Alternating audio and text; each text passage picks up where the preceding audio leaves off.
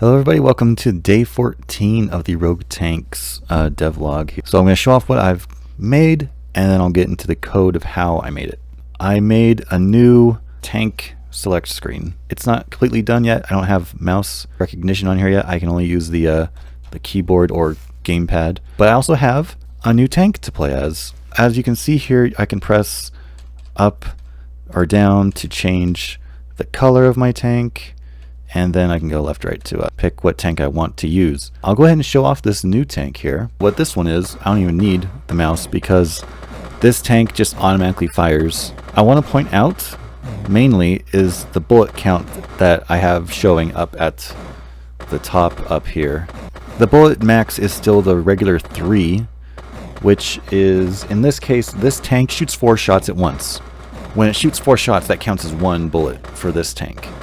With a max bullet of 3, that really means it has like a max bullet of like 12.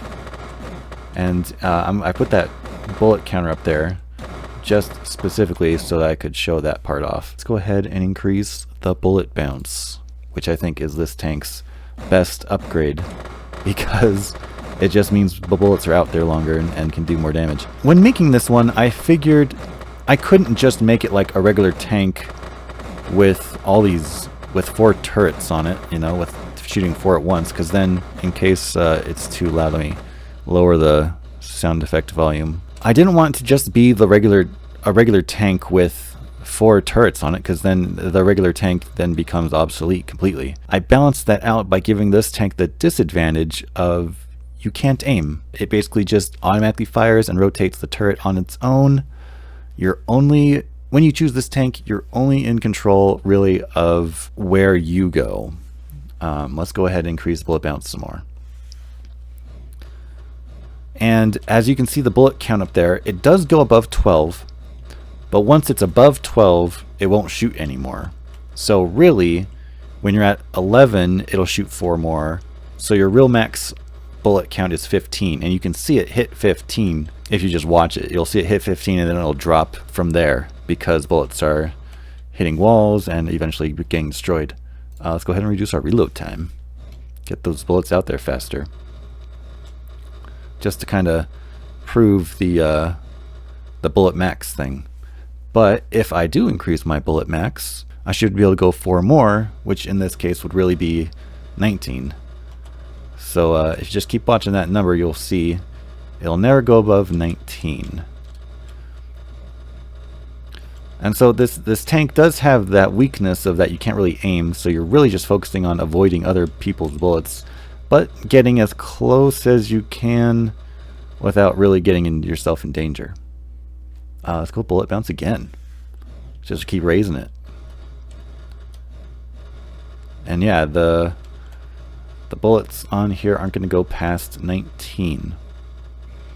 I don't know if we're getting up there yet. I guess that should probably be where I go back to the code. We'll just finish this level. Oh, actually, I'll let myself die, because if you look at shots taken, currently I have it set to that it is the same, like every 4 shots is 1 shot with this tank. Basically, every time it fires, it'll count as 1 shot, even though it's shooting out 4 bullets at once. If you look at the regular tank, the normal tank, it just says normal tank, right? But if I back out and change to a gamepad, then it changes. It's a normal tank, but also press R to change aim type. Now, stick direction is the traditional stick direction. In fact, I should change it to that. There's really no reason why I can't have this changeable mid-game, so I think I'll have to change my code a bit to do that. But right now, stick direction is literally just the right stick. Whatever direction you point it in is the direction your turret points in, where you can also use crosshairs, which is basically like playing with a mouse, but I'm on a gamepad. So I use the right stick to simply move the cursor, and then I can act like I'm playing with a mouse, but I'm using a gamepad. I came across this just when I was testing the lob tank. It just seemed like, oh, you could play any of the tanks like this. But yeah, if you want to go back to just pointing the turret in whatever direction you want, you can do that. But the option is there to play as if you're using the cursor, but on a gamepad. Because I think it's different playing with the mouse. You just point where you want to shoot, and then you can focus on moving from there. So I think there might be some advantages to playing like that, but it's also sometimes just more convenient to use just not the cursor and just, point which direction you want to shoot and go like that. So I have both options in there now. But enough of that. Let's go ahead and get into the code. Right here, I have this complicated condition of whether or not to even draw the crosshairs. If bullet type is 2, which is the lob tank, or if your input is keyboard and mouse, or if bullet type 0, the regular tank, and aim type, which is, it's kind of a variable. It's just a true or false statement. Really, aim type is whether or not you are using the crosshairs. And so if that's false and like neither of these is true, then it won't draw the crosshairs. But any one of these 3 conditions will activate the crosshairs. And also have this check in here, bullet type not equal to 1, which is the turret that auto fires. Basically, don't ever draw the crosshairs, even if you're on keyboard and mouse. Don't draw the crosshairs if you're using that tank, because there's no aiming. There's really no point in having it on the screen. And then there's the command to draw the crosshairs based on the player's color and where they are aiming.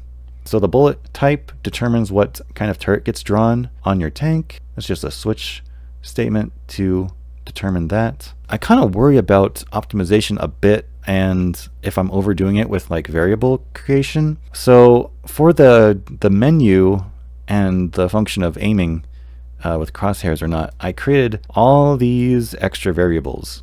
I created a cursor, a tank color variable, a whether or not the player is ready variable, and the aim type variable for all 4 players. And the main game object just tracks all of that. Because on the main menu, when you pick your tank, it then has to pass that on to the player objects. So yeah, here when you're creating your tank, passes on your bullet type, which is your cursor position, and your aim type, which is just another thing that gets set true or false. I haven't completed the menu for all the players. I only have it working for player 1. And like even here, I have these temporary variables for all the commands each player can give. So like left, right, up, down, confirm, cancel, and your aim toggle button. Those are all in here. And I mean, I guess, I don't know, maybe this is fine. I don't know if I'm going to have to make all of these for each player. And I'm making them temporary here just so I don't have to have them be like full-on carried variables that are carried throughout the entire game. I figure this is better for optimization. I don't know. Again, it's a matter of what? 7 more variables that, I mean, it's not really gonna, I don't know if it really messes with optimization. I don't know of a better way to do it. That's why I'm doing it this way.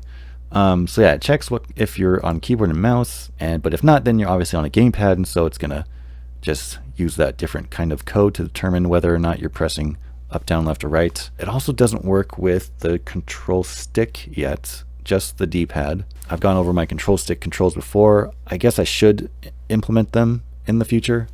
But right now, just the D-pad alone. Same thing with the upgrade menu. It only works with the D-pad. If you're on gamepad, you can't use the control stick, but I could implement it. It just requires more lines of code to get that to work the way I want it to. When you hit confirm, it checks if your cursor is at 0, which is the normal tank. If you're on position 1, it then checks, do you have you unlocked that tank? So I'm going to have each of the other tanks be unlockable after you beat like the mini boss that's like them. Cursor 2, if you unlocked the lob tank or not. And then 3, if you unlocked the missile tank, which I have not made yet. If I come in here, if I try to click on this, it won't do anything because I haven't unlocked it. Not just because I haven't made it, but because I haven't unlocked it. Because I can pick the lob tank, and that works. But if I come back in here, I can set these to false. In fact, the upgrade power that makes your bullets larger, that's also going to be an unlockable. And there you go. See, now the lob tank can't be selected because I have not unlocked it. And I guess I can go ahead and show you how the other players are not implemented yet. I mean, the basics are there, but I don't have like any way to control the other players yet. They can't do anything. They don't even have colors on their tanks. As far as the draw stuff, that's probably more involved. So this is all for player 1's drawing their tank. I think that's a longer chunk.